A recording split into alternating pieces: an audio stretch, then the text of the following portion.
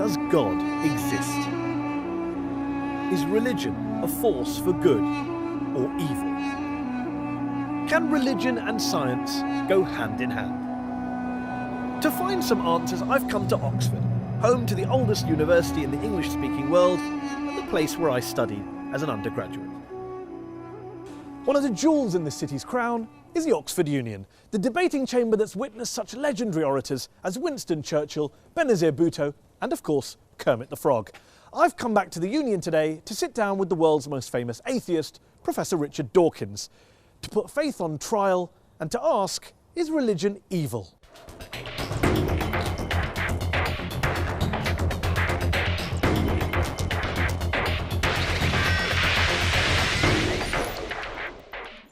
Muslims riot in protest against a truly awful film demonising Islam.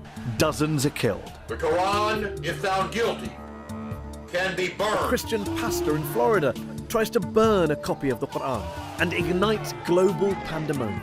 Even Buddhists are at it, attacking the Muslim minority Rohingyas in Western Burma.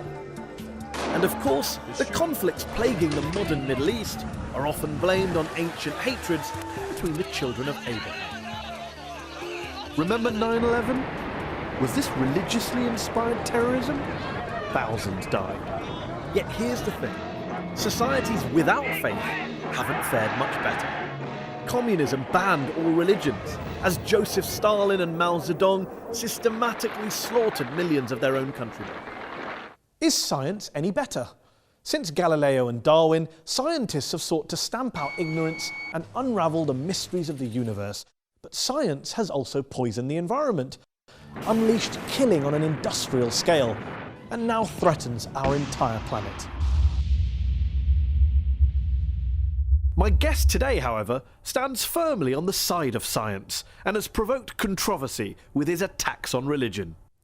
Ladies and gentlemen, Professor Richard Dawkins. One of the most prolific thinkers of his generation, he shot to fame in the 1970s with his research into genetics, and his book, The Selfish Gene, transformed evolutionary biology. His most famous work, The God Delusion, sold millions of copies and has been translated into more than 30 languages. Richard, thanks so much for joining us here on Al Jazeera. Before we go any further, I just want to check something. Are you an atheist?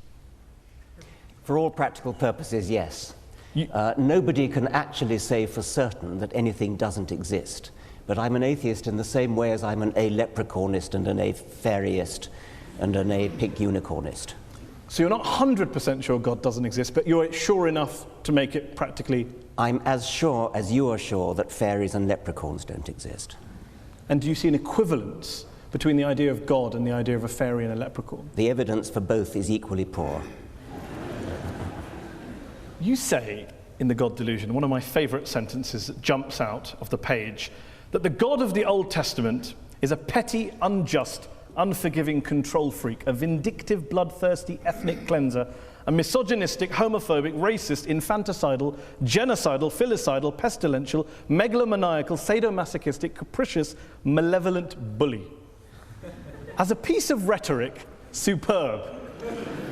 But do you really believe that? Congratulations on getting megalomaniacal right, by the way. Most people fumble on that. Yes, if you've actually read the Old Testament, I think you would have to agree. It's hideous. It's an the God of the Old Testament who is a monster. But also the God of the Quran, the New Testament, the Hindu scripture? Well, the God of the Quran, I don't know so much about. The God of the New Testament is widely advertised as being a bit more gentle. And certainly, on the whole, he is. There are things about the New Testament that I find, in a way, almost more objectionable than the Old Testament. But the sheer horror of the character, I said he was the most unpleasant character in all fiction, because I regard it as fiction, of course. And yes, he is. I mean, he's jealous, he's vindictive, he's callous, he's cruel. And yet this is a God that is worshipped by, loved by, adored by, followed by millions, billions of people. I hope not. I hope that the God that is adored by millions of people is a grown-up kind of God who is no longer... I hope that most people who... The kind of people I would like to know who worship and admire him regard those stories as not literally true. Now, there are some who do regard them as literally true, and I suspect they either haven't read the Old Testament or they're not the kind of people I would wish to know, because you do not want to worship a character like that. By all means, worship some kind of great spirit of the universe, some kind of creative intelligence who created the universe, but don't worship this vile, vindictive monster of the Old Testament. Why throw around these sweeping statements about religion? Not the God of the Old Testament, but religion itself being evil. I mean, do you believe religion is evil?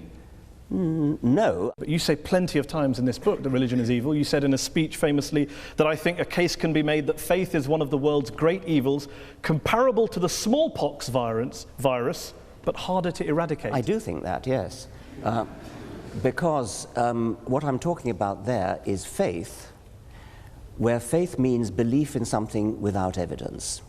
Because if you believe something without evidence, then that justifies anything.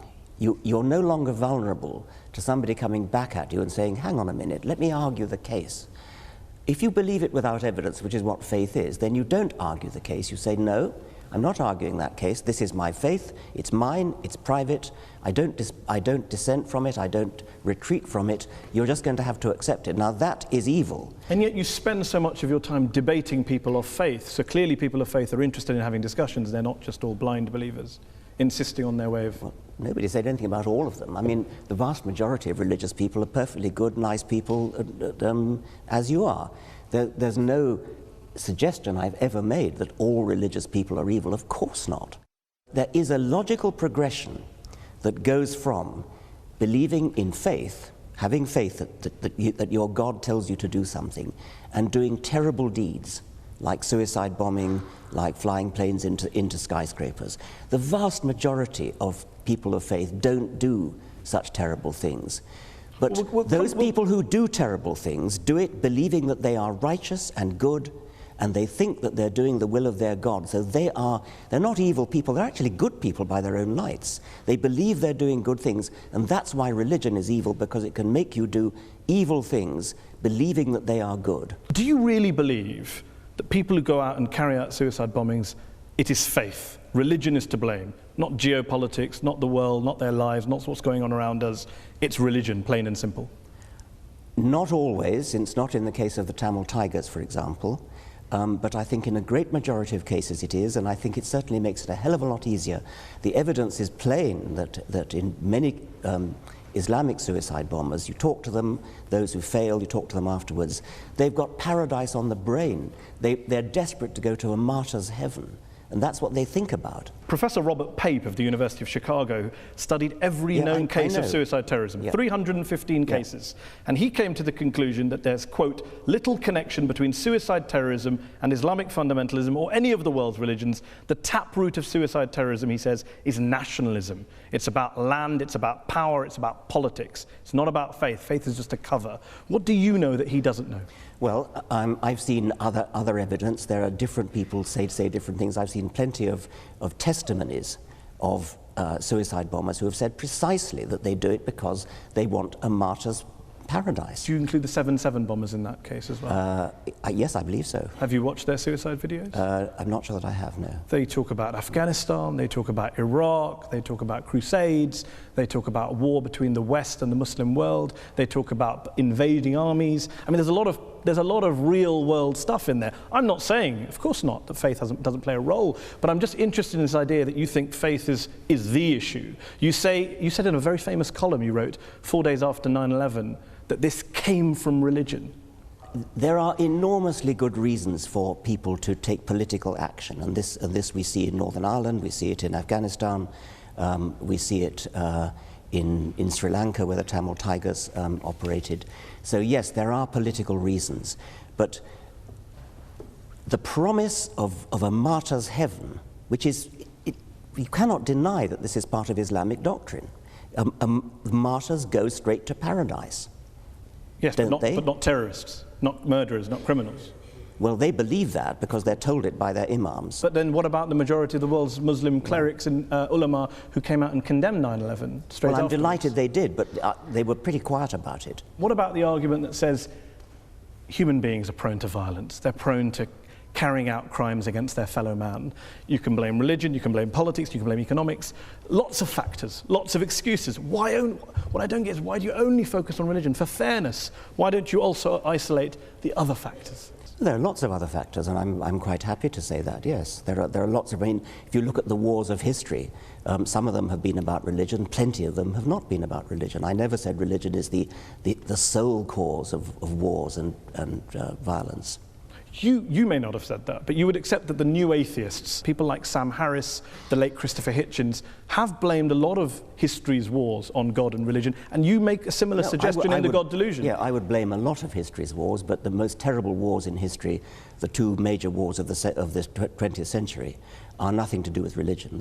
You accept that point? Yeah, of course. And the Cold War and Vietnam? Yes, I would, of course, yes. So when you have a situation where some of the world's worst crimes were carried out not by believers, how then does that square with your idea that it's religion that causes good people to do bad things, it's religion that's driving violence, your original statement against religion at the start of this? Dogmatic belief in something like religion or something like Marxism or something like Nazism, these are all, or indeed patriotism, I mean, my country right or wrong, these are all pernicious beliefs which can drive people to do terrible things. And in the Second World War, Hitlerism was driven by racism, by a sort of sub-Wagnerian pagan religion which Hitler revived. Stalin's atrocities were motivated by a dogmatic belief in Marxism. And atheism. Stalin happened to be an atheist, but he was never motivated The specifically. Soviet Union was not based on scientific rationalism, on the elimination of religion and God? Stalin persecuted the church. Stalin persecuted just about everybody. Are you saying that the Soviet Union, the leaders of the Soviet Union, were not driven by a hatred of religion and a belief that science and human progress and materialism was the way forward? They believed that materialism, science, human progress, those are kind of there was a Marxist slant on those words, and they were hideously misused. Mao Zedong, when he invaded Tibet, told the Dalai Lama that religion is poison. The subtext to the late Christopher Hitchens' book was religion poisons everything. Can you blame people of religion for saying, hold on, we've heard these ideas before, that religion poisons everything and it leads in one direction? It's an incidental fact that Mao Zedong and Stalin happened to be atheists. They Incidental, were not. it wasn't core to communism. I think it was not core to communism, no. So when Karl Marx was talking about religion being the opiate of the masses, that was just a throwaway line. Yeah, I mean, that was an out of context statement. I mean, what on earth do you think that's got to do with atheism? I don't know. Let me put a statement in context to you. Albania, one of the world's worst dictatorships, tyrannies that we've seen in the last 100 years. Article 37 of Albania's communist constitution declared, quote, "The state recognizes no religion and supports atheistic propaganda in order to implant a scientific, materialistic world outlook in people." What do you think you're saying? I mean, that's an appalling thing to say. Of course it is. Why is that an appalling thing to say? What do you disagree with in that statement? Why would I want to support atheistic propaganda? I support science and truth. But you don't support spreading atheism. I support spreading science and truth. If that happens to be atheism, I support it. I'm not going to start bullying people into being atheist. I'm not going to start trying to compel people to be atheists. That was what the Albanians were doing. It's nothing to do with what I want to do. Of course, but you'd like to persuade them not to be believers and become atheists. I'd like to raise consciousness in a gentle, civilized way, using argument, rational argument, from evidence. In your book, you cite lots of evidence for the bad things religion's done. What I wonder is, if you were being fair, wouldn't you have also included some of the good things that religion's done? My passion is for scientific truth. I don't much care about what's good and evil, actually. I care about what's true.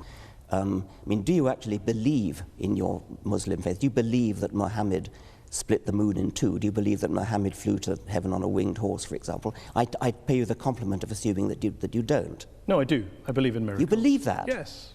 You believe that Muhammad went to heaven on a winged horse. Yes, I believe in God. I believe in miracles. I believe in revelation. I mean, the point here is that let's assume I'm wrong, Richard. I'm wrong. Let's. Let's assume I'm wrong. I'm wrong. I'm happy to concede that, Richard. I'm happy to concede it. I'm wrong. All religions are wrong. God does not exist. We're all mad. The issue is we exist. We've existed for a while. I think even Christopher Hitchens said, and you've said in your writings, we're not going anywhere. So my question to you is, why not acknowledge, for example, the good things that religion has done? Do you accept that religion has done good things, despite all of our mad beliefs and our miracles? I accept that individual religious people have done an enormous number of good things. Not driven by religion? Well, I mean, who knows? You're very mean-spirited. You won't give any credit at all Take to somebody like Martin Luther King, for example. Reverend Martin Luther King. Yes. Obviously, he was a cleric. I imagine that fed into the good things that he did. Plenty of other things did. He was a great admirer of Gandhi, and he was a great admirer of non-violence. He was a brilliant and wonderful, great man. Would you disconnect MLK's non-violence and Gandhi's non-violence from their very strongly held religious beliefs? They didn't. Well, I think it's not a thing that I really care about, actually. I mean, I think they were... You do care about it, Richard. You're saying that people carry out violence in the name of God, and I cite to you an example of very famous people who have done good and non-violence in the name of God, and you say, I'm not interested.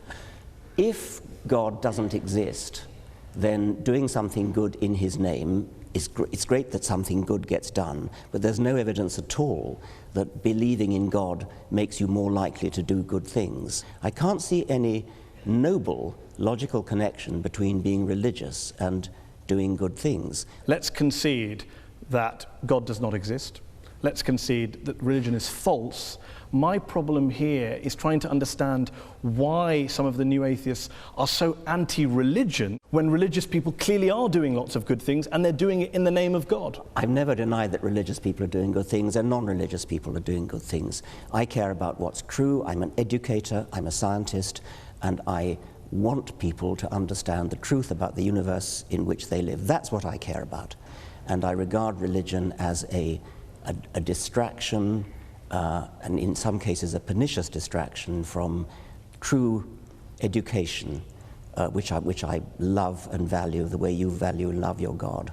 Can you not do both? Well, so long as they don't contradict each other. Richard. As long as they don't contradict each other. But if you actually believe Muhammad flew to heaven on a winged horse, that's an anti-scientific belief. And that could be wrong. But that bloody well is wrong. But that doesn't change. Yeah. That doesn't change. How do you know it's wrong? Oh, come on. You're a man of the 21st century. No, I'm just asking. It comes back to my original question. The rational position is the agnostic. The rational position is the agnostic position. Why up there? What, the rational position. I didn't say up there. I didn't pick a place. Okay, you well, picked a place. Why would a winged horse be the way to get to heaven if it's not up there? I asked a question about. You asked about proof. I'm all for saying I can't prove it, but can you prove he didn't do it? I mean, this is the end-all debate. He didn't fly to heaven on a winged horse? I'm just asking on your criteria. I'm just asking on your criteria. No, I can't prove it, and I can't prove it wasn't a golden unicorn. But I'm fascinated that you're rather talk about what animals the Prophet may or may not have used 1400 years ago, rather than talk about what Muslims or Islam is doing in the world today, good or bad. Well, that seems to be the distraction. If anyone's distracted, it seems to be you. Well, that's your view. I'm fascinated by how somebody, a respected, sophisticated journalist in the 21st century, can believe that a prophet flew to heaven on a winged horse. Let me ask you this. Are all people who hold beliefs in God and in miracles and the supernatural, do you regard them all as intellectually inferior to you? I regard those beliefs as intellectual nonsense. I don't regard the individuals as intellectually inferior to me, because many of them palpably are not. If you go back in history, then all bets are off, because before Darwin, for example, it is not at all surprising that before Darwin people believed in all kinds of things which they wouldn't believe in now. There are many people, many scientists today who say they're religious. And if you actually ask them what they believe, in many cases it turns out what they believe is in some sort of deistic God, some sort of intellectual spirit, some sort of creative intelligence that lay at the root of the universe, perhaps invented the laws of physics, something like that. I don't agree with this book, but it's an excellent book, very well argued. You're very passionate, clearly. There's one section in the book where you talk about bringing up children. Oh, yes. And you talked about education. You talk about a story when you tell a story about being in Ireland and talking about the Catholic child abuse scandal. And there's one quote on page 356, which I will read out to you. Horrible as sexual abuse no doubt was, the damage was arguably less than the long-term psychological damage inflicted by bringing the child up Catholic in the first place. You believe that being brought up as a Catholic is worse than being abused by a priest? There are shades of being abused by a priest, and I quoted the example of a woman in America who wrote to me saying that when she was 7 years old, she was sexually abused by a priest in his car, and at the same time, a friend of hers, who also 7, who was Protestant, or was of Protestant family, I should say, died. And she was told that because her friend was Protestant, she had gone to hell and would be roasting in hell forever. And she told me that of those 2 abuses, she got over the physical abuse. It was yucky, but she got over it. But the mental abuse of being told about hell, she took years to get over. And With respect, Richard, you're an empiricist, you're a rationalist. One letter from one woman in America isn't really the basis to extrapolate and make such a sweeping conclusion. That is, of course, true. And I'm not basing it on that. It seems to me that telling children such that they really, really believe that people who sin are going to go to hell and roast forever, that your skin grows again when it peels off with burning. It seems to me to be intuitively entirely reasonable that that is a worse form of child abuse, that will give more nightmares, that will give more genuine distress, because they really believe it. If they don't believe it, it's not a problem, of course. You also say... Let me just... I mean, I've been put on the spot about this health bar thing. We haven't really been put on the spot. In what sense have you been put on the spot? Well, I sense that you think it's somehow obvious that having a priest, if you're a small girl, having a priest put I would be very interested in asking the audience whether being told about heaven and hell as a child, being brought up as Catholic, is worse than being abused by a priest. Okay. Let's have a show of hands. Okay. Is it worse to be abused by a priest? And if you believe it's worse for a priest to abuse a child than to bring up your child Catholic, raise your hands. Are they both as bad as each other? Raise your hands. So we have a 3-way split in the audience. Let's finish this section with one last related subject on this question, a personal question from me. You talk about how to teach children that there is one God, or that God created the world in 6 days, that is child abuse. To even teach your children religion is child abuse. So, I have a daughter. I teach her about Islam and the horse. Am I guilty of child abuse? Do you teach her the world was created in 6 days? No, because Islam doesn't teach that, Richard. I'm delighted to hear that. I ask again, am I guilty of child abuse for teaching my child stories from the Quran? No, yes you're or no? Not. No. Good to know. Yeah. We are going to talk more about science, and we're going to go back to the audience to ask some questions to Professor Dawkins in part 2. We'll be back after the break.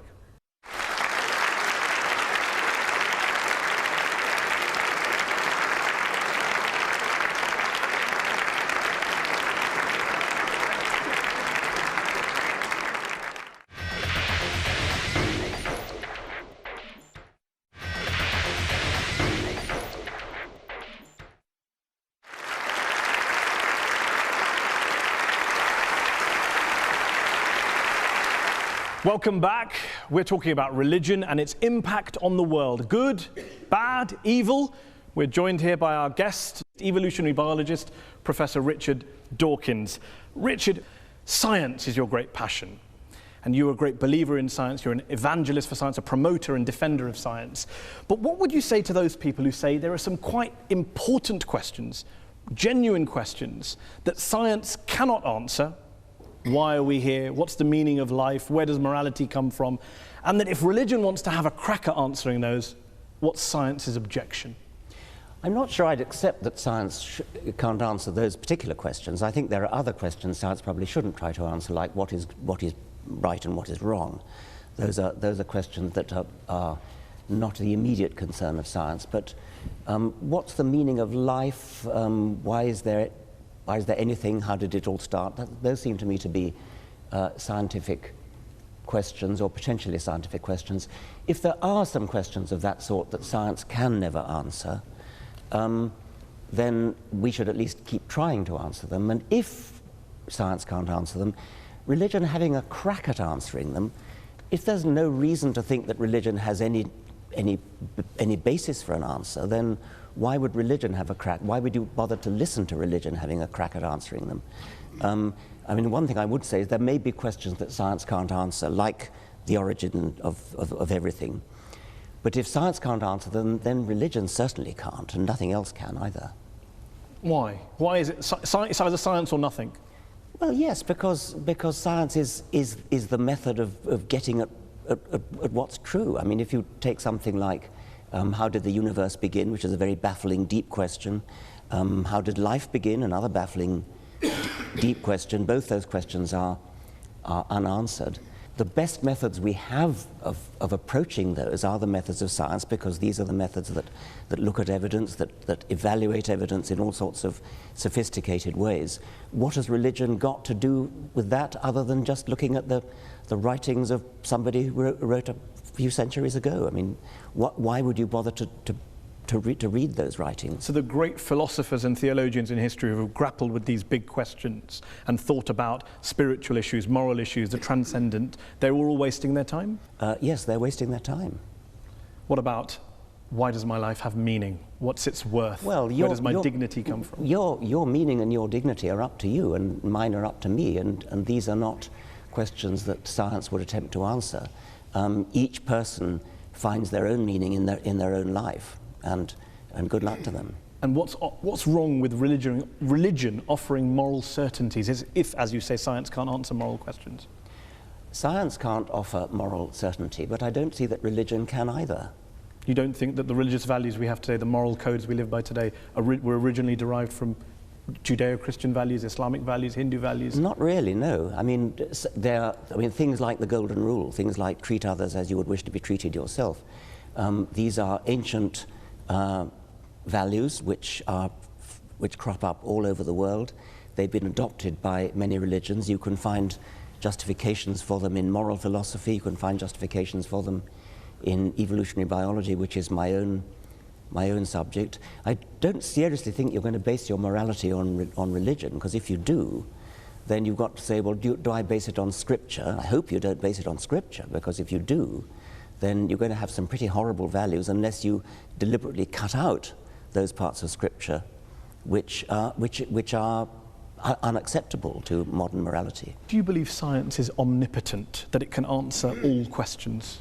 I've already said no. I've already said it can't answer moral questions. But questions about the real world, questions about reality, questions about the origins of things, why life is the way it is, why the world is the way it is, why the universe is the way it is, yes, science is the way to answer that. Some of your critics have argued that you are willing to hold religion up to put it under the microscope, hold it to account, scrutinize it, criticize it. You don't do the same to science or scientists or some of the bad things that have come out of science. Well, bad things that come out of science, if by that you mean horrible weapons. Nuclear weapons, yeah, gas chambers, nuclear eugenics. Weapons, yeah. These are terrible things which are technology that arises out of science, and it's certainly true that if you want to do terrible things with technology, with terrible weapons, for example, science is the best way to do it, because science is the best way to do anything. And even bad things. Even bad things. I mean, that's right. If you want to develop a terrible weapon, you're not going to do it in any other way than by science. The trick is not to want to develop a terrible weapon, and that's a political decision. And you do not see science and religion as occupying two different compartments that can live side by side. They are in conflict with one another. Insofar as religion attempts to talk about reality and has an alternative vision of reality, I think they are incompatible, yes. Despite the fact, as we discussed earlier, many of our leading scientists are believers? I think it's baffling. I mean, what they in practice do is they leave their religion at the door when they go into the lab. And so they get on with their science. They say they don't. Well, I know they do, but, well, okay. Isn't it because religion answers all sorts of human needs and spiritual urges which science never can? Isn't that the real issue that you can't get away from? Religion may answer human needs. I mean, for example, if you're terrified of dying, religion may answer the need for comfort and consolation. Or if you miss a loved one who's died and you hope to see them one day in heaven, then religion answers a need. It doesn't make it true. And one last thing, and then we'll go to the audience. What do you say to those people who say, you talk a great deal about the power of science, the truth of science. You have people like Sam Harris who say morality can be determined by science. You have quite charismatic, forceful people going around the world proselytizing on behalf of science, that science is actually the new religion that you guys are pitching. I wouldn't say it's a new religion. I mean, it certainly does some of the things that religion traditionally has tried to do, like to answer the deep questions of existence. And it does that, and it does it successfully in a way that religion never has. But it isn't a religion because it's not based upon any holy books, it's not based upon faith, it's not based upon revelation, it's not based upon tradition, it's based upon evidence, and there's a huge difference. And anything that we do not have evidence for that's not scientifically testable, you would dismiss? Well, scientifically testable is putting the bar rather highly, but I do think that evidence is the only good reason to believe anything, yes. So love, beauty, aesthetics, metaphysics? No, I mean, those are obviously important questions. And if you ask some question like, how do you know that your wife loves you? It's from evidence. I mean, it's not scientifically testable evidence, but it's evidence. It's little looks in the eye, it's little catches in the voice. I mean, that is evidence. That's not just internal revelation. Okay, let's open it up to the audience. We've been talking about God, evil, war, terrorism, bringing up your children, living a good life, religion and happiness, science versus religion. Who would like to answer the first question? Yes, you? If the Almighty God appears suddenly on the cloud or on the earth or part of the universe, what is your reaction? Are you going to believe or are you going to go against him? What would it take for you to believe in God, not just miracles? Yeah, I mean, popping his head through the clouds. Yeah, that's the thing I've worried about a lot. Obviously, it would do wonders for the book. the reason I worry about it is that obviously, as a scientist, I'm committed to the view that I would change my mind if evidence came along. And so it's a very important question. What would that evidence look like? And I've talked about it with my colleagues a great deal. I used to think, yes, if there was a great deep Paul Robeson voice coming out of the clouds saying, I exist, then yes, obviously I would believe it. But have you ever seen a really, really good conjuring trick? There are things that I've seen done that it seems to me to be, God, that's got to be a miracle. And yet you know it's not. And so there is a real problem there that we are easily fooled. Let's take another question from gentleman here. Very interesting guy. I was extremely amused when you described faith as sort of brooking no argument. This university, of course, began with the study of theology. Most of the people here would have been studying theology at the beginning of the university, and indeed the way in which it was taught was not professorial. You didn't have lectures mostly. Mostly you had discussions, debates. People didn't write monographs, they collected discussions, notes of discussions. People disagreed about their faith. Absolutely, I mean, everybody had a different opinion and everybody expressed it and everybody was heard. What's the question? The idea that, so the question is, do you really think that your view of faith brooking no argument measures up to really any experience of how people think about their faith? You talked about the evidence that your wife loves you. I think for most religious people, the evidence that there's a God is rather like that. Well, obviously, I would be mad to suggest that that theologians don't argue. They argue all the time and always have. They fight wars over their arguments. So clearly they argue. I'd say, when I say brook no argument, I don't mean that they don't argue. When you say that theologians have disputes and interesting discussions, I take it that from your garb, you take a position one way or the other on whether the transubstantiation, whether the bread and wine really is the body and blood of a first century Jew, or is merely symbolic. But what evidence you bring to bear on such an argument, I cannot imagine. It would not be a real argument at all. It would be a false argument. It would not be an argument which could be settled by real evidence. Just deal with the point about the evidence level when you referred to love of your wife. When you say that your wife loves you, and you're getting evidence from looks in the eye and catches in the voice was the phrase that I actually used. And the questioner said, that's the way religious people feel about God. Yes, they feel that about God, but there's no evidence that they're getting any cues at all. I mean, their God is an imaginary God inside themselves. They feel that they're getting little looks from the eyes of God and sounds from the voice of God, but why should we believe them since we can't see or hear any evidence to that effect? Let's take another question. Gentleman here in the second row. With regards to religion, you've given an example where the Islamic faith and the Muslims basically, they wrap themselves up in bombs because that's what they believe is an Islamic faith. But I disagree with you, because there are more than 1 billion Muslims living in the world today who actually believe in the Quran and the scripture, which you said if everybody started believing in the scripture, then that would be horrible. But I disagree with you, because more than 1 billion Muslims believe that if you kill one innocent person, it's as you've killed the entire humanity. So today humanity is about 7 billion people. So more than 1 billion Muslims do not strap themselves up and actually go and commit suicides. The problem with many scriptures, and I think the Quran is no exception, is that you can find a verse that says so-and-so, and you find another verse that says the opposite, and so you have to pick and choose. I mean, is it not the case, for example... You always choose the bad ones. Well, no, I mean, I'm suggesting that you shouldn't be in a position of having to choose. I mean, you shouldn't base your life on a holy book which has contradictory verses, where you can choose one verse when you want to make one point and another verse when you want to make another point. I mean, isn't it the case that the penalty for apostasy is death? You can't take these things and just hold... I could hold up an example of, we mentioned earlier, Sam Harris has said there are some views that are so irrational, people should be put to death for them. Should I hold all atheists to him? Of course I won't hold him to all atheists to that Let me view. put it to you. I mean, is the penalty for apostasy death? No. Good, I'm delighted to hear that. Why didn't... And the Quran doesn't say it is. Well, then... Some Islamic scholars do. Okay. But that's debate and discussion. There's arguments going on. Things take place over centuries. Okay. Well, let's have an atheist make a point and join the debate. Lady there's waving her hand. Actually, in the Quran, mankind refers only to Muslims and excludes infidels, which is all the rest of us. So that's a small point.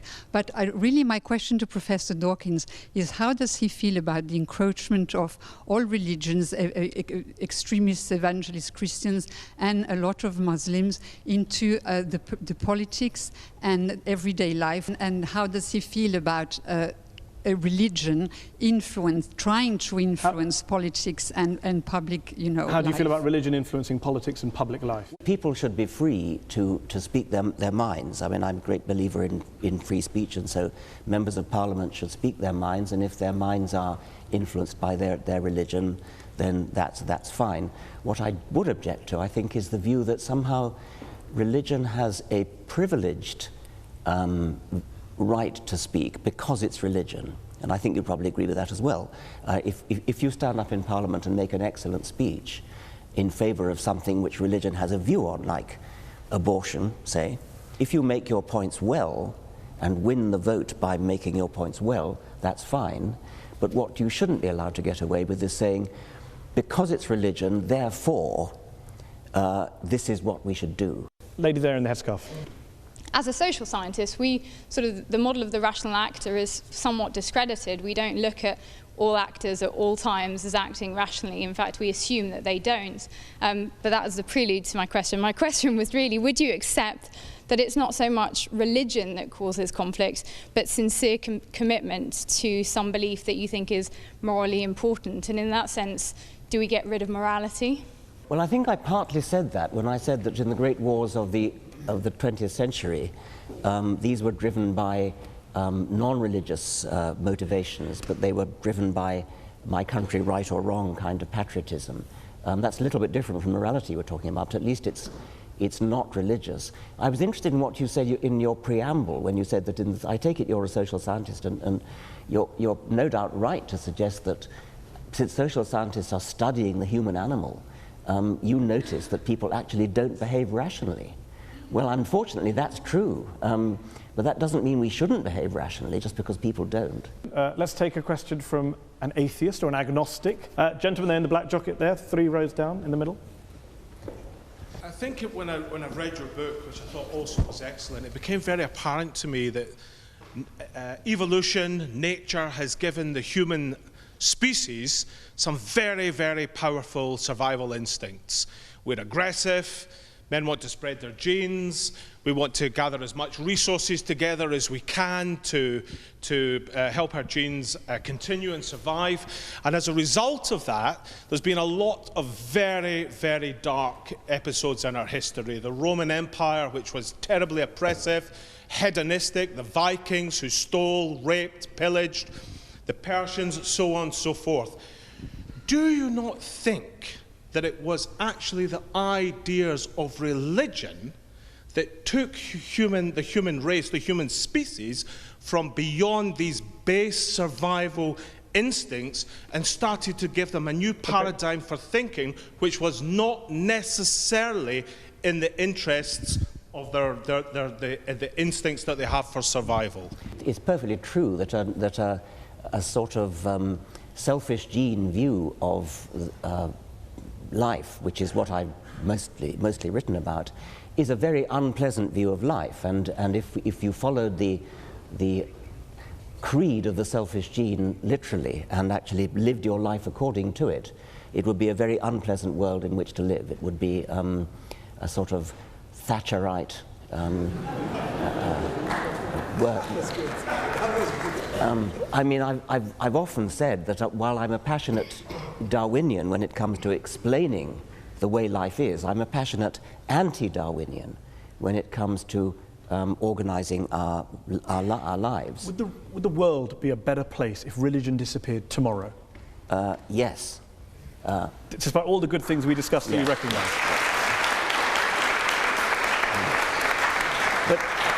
But you'd still have the Nazi Holocaust, the communism, you wouldn't have the charities, that's fine.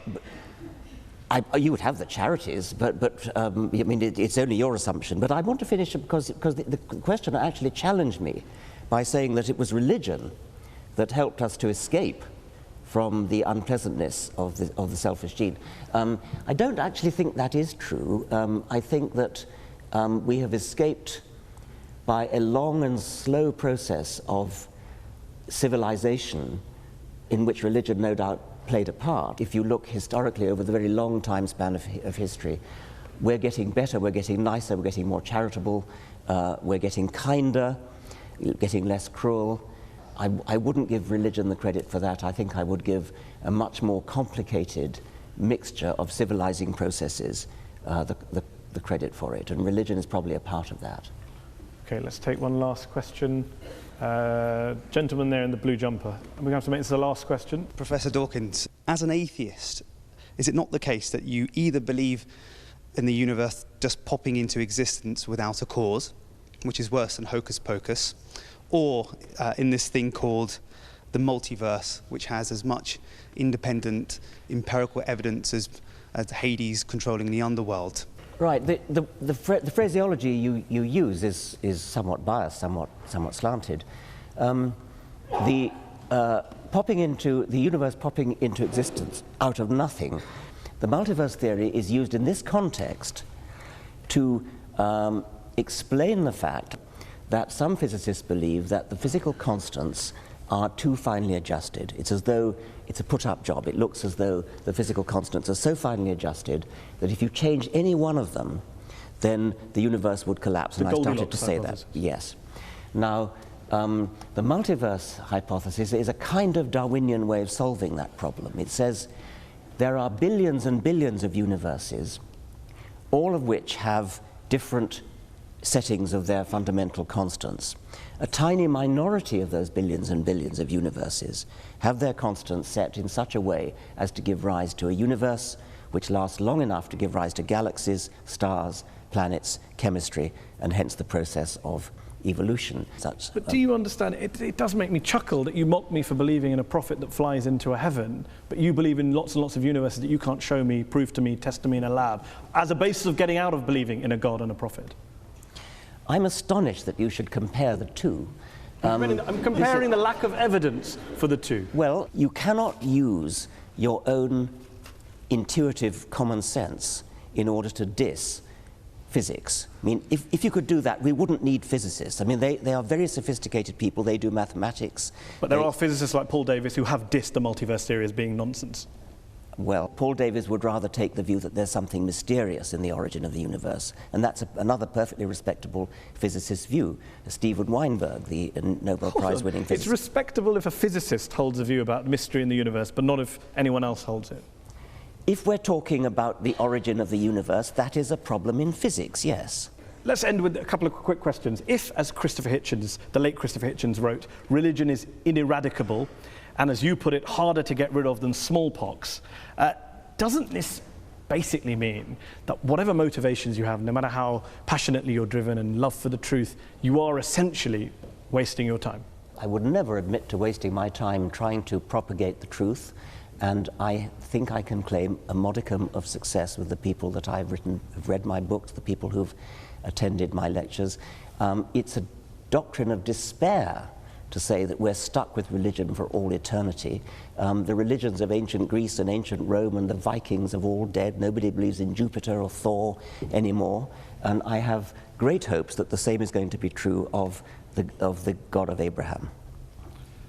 And one last thing, there's a new book out from one of this country's well-known philosophers called Religion for Atheists, which makes the case that no matter how false religion is, no matter how imaginary God may be, there are some lessons, there are some institutions, there are some values that atheists could usefully borrow. I've heard that argument put. I've heard people say that humans do need some sort of rituals, and they need some sort of gathering places, meeting places. I can sort of see that. It's not a thing that interests me very much. I don't feel any great need for ritual. I don't feel any great need to fill the alleged vacuum that will be left when religion goes. I think there's plenty to fill it already.